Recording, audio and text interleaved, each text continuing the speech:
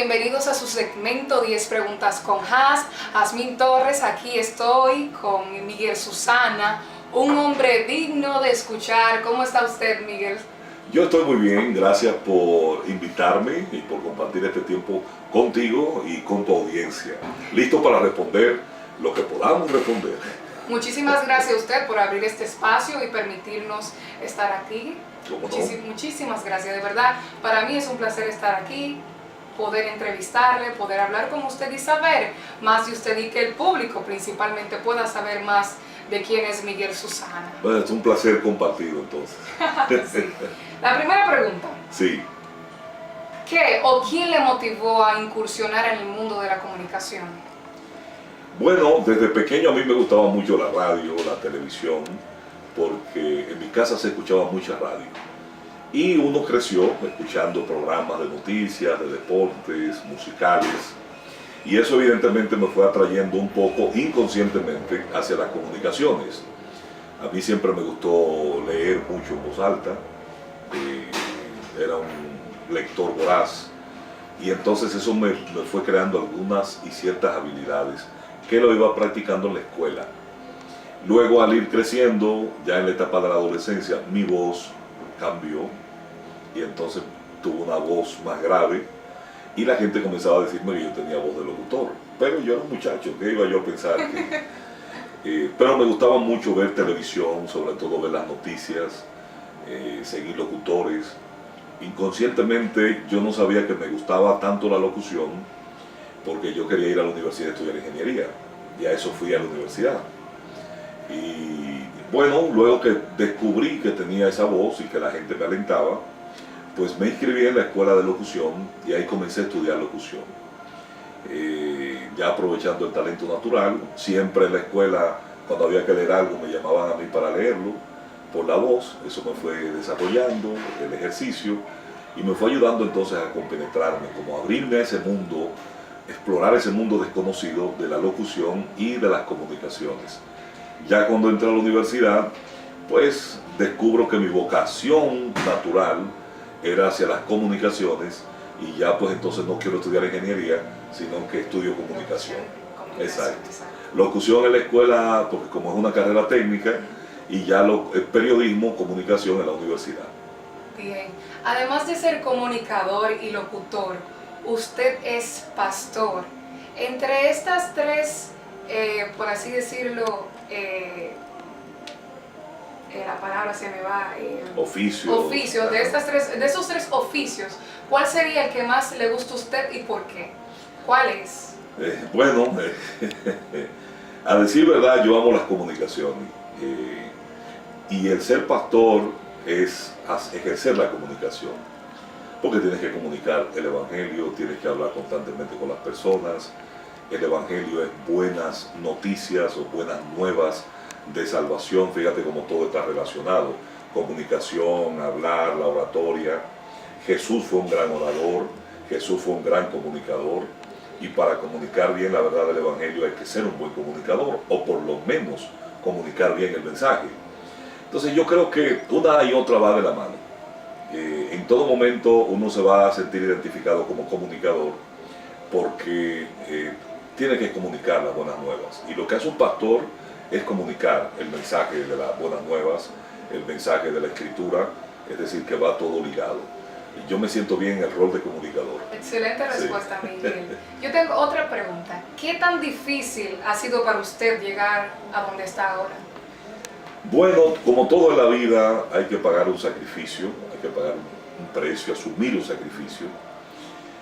No todo en la vida se te da hecho, hay que hacer camino al andar.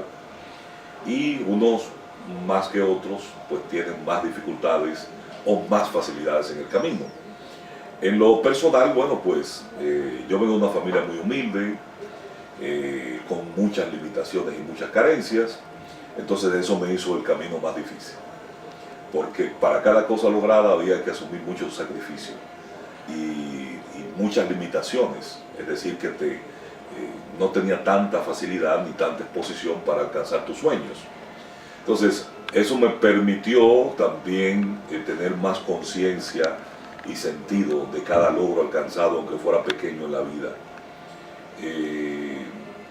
anhelar los sueños para que se hicieran realidad y evidentemente saber que no iba a ser fácil.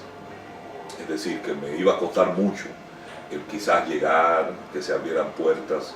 Pero en todo esto, lo mejor independientemente de las carencias o las necesidades materiales, en todo esto lo mejor era el tener la esperanza en el Señor, de que el que tiene a Dios lo tiene todo, y de que el Señor te abre puertas, de que el Señor está contigo, de que la gracia del Señor hace que tu talento sobresalga y tu talento brille más que lo natural. Amén.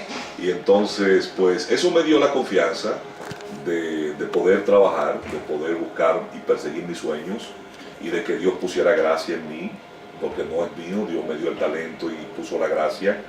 Y entonces, pues el Señor comenzó a abrir puertas, y evidentemente pues uno comienza a brillar, uno comienza a escalar, siempre tomando en cuenta de que la gloria es de Dios, aunque el disfrute sea de nosotros. ¿Ha habido alguna propuesta en el ámbito ya sea de pastor y como comunicador en sí que le haya desagradado o haya ido en contra de su fe? Bueno, en los términos profesionales más bien, quizás trabajo que yo no lo hago por asuntos ya personales, de convicción cristiana, de lo que uno cree, de sus principios, pero fuera de ahí, de ese marco, que no. Siempre he tratado de definir mi testimonio, mi límite donde voy, donde trabajo, en los ambientes donde me desenvuelvo. La gente tiene que saber que yo soy cristiano, que no solamente soy un cristiano profesante, sino que soy un cristiano practicante, que evidentemente por mi fe tendré límites de hacer algunas cosas, quizás no porque no la pueda hacer, sino porque no me conviene. No le conviene. Pablo dijo, todo me es lícito, pero no todo me conviene, no todo edifica. Entonces yo decido, y cuando tú quieres agradar a Dios, y es tu relación personal, pues entonces tú te vas a abstener de algunas cosas que para otro va a ser fácil y sencillo, vas a sacrificarte, vas a perder oportunidades de trabajo, oportunidades de empleo, ofertas de negocios, porque hay ciertas cosas que tú no las vas a hacer, y aunque la hagas no te vas a sentir cómodo haciéndola, por principios tal vez. Sí. Pero hasta el día de hoy, que estamos haciendo esta entrevista, no me arrepiento de ninguna de las decisiones que he tomado al respecto. Ah, pues aleluya. Tengo otra pregunta pero muy importante. Tiene de verdad muchísima importancia. Ajá. ¿Qué usted prefiere, carne o ensalada? Bueno, te voy a ser muy honesto, carne. Carne. Sí, yo no soy muy vegetariano. Como ensaladas, me gusta, pero dijiste que prefiero, ¿verdad? Ajá. Sí, aunque tal vez dentro de algunos años, entonces ya por salud y por asunto tenga que cambiar. Así es. Pero ya por conveniencia, no por gusto. En medio de tantas responsabilidades, ¿puede su congregación contar con su mano amiga? Claro, todo el tiempo. Como te decía, yo soy un cristiano militante. Mi fe va primero que todo, porque mi relación con Dios es primero, es prioridad que cualquier otra cosa. Y lo que soy o lo que tengo, si algo soy o si algo tengo la plena convicción y conciencia de que se lo debo a Dios. Y entonces pertenezco a una comunidad de fe. Y como pertenezco a esa comunidad de fe, me debo a esa comunidad de fe. Es decir, es prioritario para mí. La vida de la iglesia, la comunidad eclesiástica, es parte de la esencia de lo que somos. El Señor dijo que Él iba a fundar su iglesia, y la iglesia constituye una asamblea de todos aquellos que han sido lavados por la sangre de Cristo y han sido redimidos del pecado. Es decir, es una comunidad muy amplia. Hay una comunidad local de fe que es una congregación donde uno hace vida de fe, y esa es tu familia espiritual. Entonces te debes a ella. Entonces, desde la niñez pues yo he trabajado en la iglesia, he aportado en la medida de lo posible mis talentos, mis dones, porque de eso se trata. ¿Usted tiene alguna cualidad artística fuera del ámbito laboral? Aparte de la locución. Aparte de la locución. Bueno, yo no sé tocar instrumentos, la güira un poco, la tambora un poco. Yo declamaba antes. Con esa voz me aprendí algunos poemas, porque en la iglesia, como yo no sé cantar, entonces lo más común era cantar. Digo, algo yo tengo que hacer aquí en la iglesia. Cantar de los cantares y los salmos. Y entonces aprendí a declamar, tal vez no tan bien, pero lo hacía con cierta gracia. Y eso, pero no hay otras penas artísticas por ahí. Si Dios le concediera un deseo, como fue el caso de Salomón, ¿qué usted pediría? Bueno, yo no pido mucho, es decir, en cuanto a lo personal, no tengo ambiciones desmedidas, más allá que ser agradecido con lo que Dios nos ha dado. Pero yo pediría quizás lo mismo que Salomón, solamente sabiduría y gracia de Dios para hacer su voluntad. Porque nada provoca más satisfacción en el corazón que tú sabes que estás haciendo la voluntad de Dios y que estás agradando al Padre. Y ese es el fin, es decir, yo puedo hacer cosas que a mí me den satisfacción y sentirme bien. Yo puedo invertir mi dinero, mi tiempo en cosas que sean personales y sentirme bien. Pero cuando tú has tenido un verdadero encuentro con Jesucristo, tu voluntad está supeditada a la voluntad del Padre para ti. Y entonces ahí es donde Cristo viene y te dice, si alguno quiere venir en pos de mí, niéguese a sí mismo, mis deseos, mi voluntad, tome su cruz cada día y sígame. Entonces, qué bueno es que el Padre te vea y cuando tú llegas a la presencia de Dios, que el Señor te diga que hiciste su voluntad. Porque estamos hablando de eternidad. Qué bueno saber que en la tierra yo me estoy esforzando por agradar al Padre, como lo dijo Cristo. Yo no vine a hacer nada por mí mismo. Yo estoy aquí porque quiero agradar a mi Padre. Yo obedezco a mi Padre. Yo hago lo que mi Padre me dijo. Yo hago lo que vi hacer al Padre. Yo obedezco al Padre. Y el Padre dijo, este es mi Hijo amado, en cual tengo complacencia. Eso es maravilloso. Creo que eso sería en encontrarme en el centro de la voluntad del Señor y haciendo su voluntad el mayor sueño alcanzado por mí. Perfecto. ¿Cuál de sus hijos es su, por así decirlo, su mayor fan? Bueno, esa es difícil. Esa es una pregunta difícil de contestar. Porque tengo 3 hijos y cada 2 varones y una hembra, cada uno de ellos tiene su forma de ser. Su forma de manifestar afecto, su forma de manifestar cariño, su forma de expresarse. Entonces, a veces uno es más abierto, otro es más reservado, y eso no quiere decir que uno te ame más o sea más seguidor tuyo. Y yo creo que los 3 tienen su manera de ser, aunque la hembra, Amy, pues lo muestra más quizás por ser hembra, ¿verdad? Pero creo que cada uno, y yo soy fan de los 3. Ella es la que estudia comunicación. Ella estudia comunicación. Entonces ella le sigue los pasos. Ahí va. Entonces Ahí va.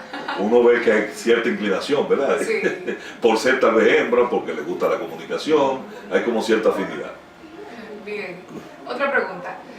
¿Fue difícil para usted renunciar del programa de noticias Noticentro junto a su colega Lisette Selman? Bueno, en parte sí, porque imagínate, media vida dedicada a ese canal como figura, 21 años, 21 años trabajando junto a Lisette Selman, 21 años junto a todo el equipo que conformaba Noticentro desde sus orígenes.